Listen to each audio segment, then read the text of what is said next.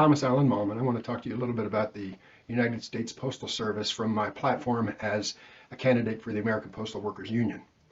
Yesterday was Sunday, and I worked at the hub where carriers from several post offices joined me and delivered the packages for UPS and Amazon that we have in our last mile program with them. In doing so, I worked some overtime hours, and in part of that $4 billion problem that our new Postmaster General is setting out to correct. Appointment. According to an Inspector General report issued the day Postmaster DeJoy was sworn in, the office spent $4 billion in fiscal year 2019 in mail processing and delivery overtime and penalty overtime costs.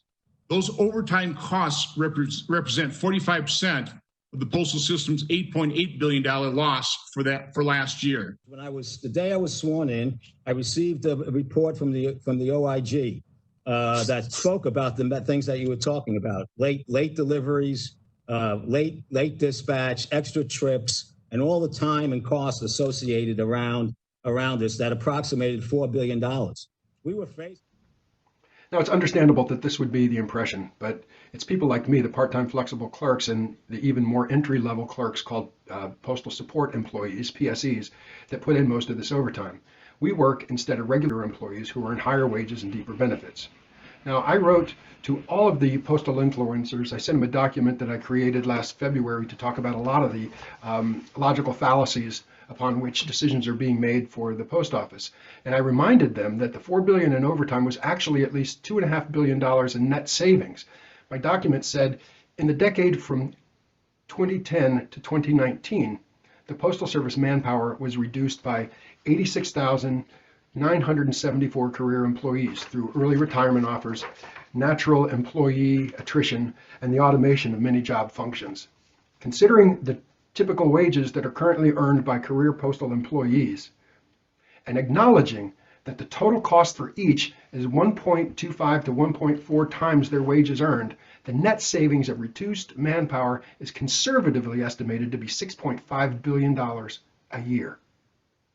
Now, these calculations were conservative estimates based on the typical wages of a career employee, a regular career employee, and research from MIT regarding the total costs of employees. I say that my estimates were conservative because in researching the way to improve employee retention, I learned that the Office of the Inspector General had a much more dramatic calculation. In February 2020, they released a study that said, quote, management estimated the Postal Service saved about $8 billion in labor costs from fiscal year 2016 to 2019 by employing non-career employees. Most important, as this is calculated in the budget as a necessity, the overtime that we use, by law, it's covered by the pricing overseen by the Postal Regulatory Commission that must account for all costs associated, direct or casual, in the pricing. So, quote, out of control, end quote, is an inaccurate characterization of overtime usage. Now, I discussed this more deeply in the essay sent to the Postal Service influencers last February. If you're one of the consumers who rely on the Postal Service, or you're a leader in a company that is dependent on the Postal Service for your commercial growth and success, I would enjoy hearing your perspectives and hope that you may find hopefulness in the ambitions that I have targeted for the members of the American Postal Workers Union and the broader roster of postal employees, and of course, all the contractors who work with the Postal Service across America.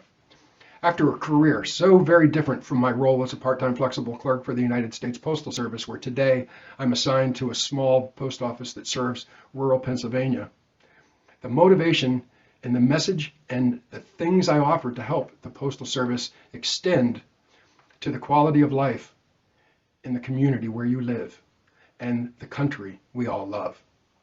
As a candidate to lead the American Postal Workers Union, and from the perspective that I have enjoyed from the docks, where I have welcomed America's mail for a half dozen years or more, I see the opportunity to expand on a discussion of how the Postal Service is managed to explore the broader vision of American business.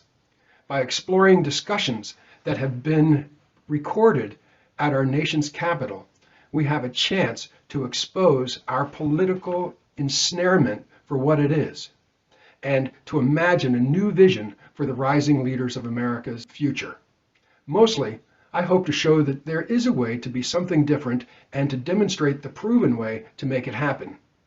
I embrace skepticism. It's natural, and it is an important part of our discussion. I hope we can talk.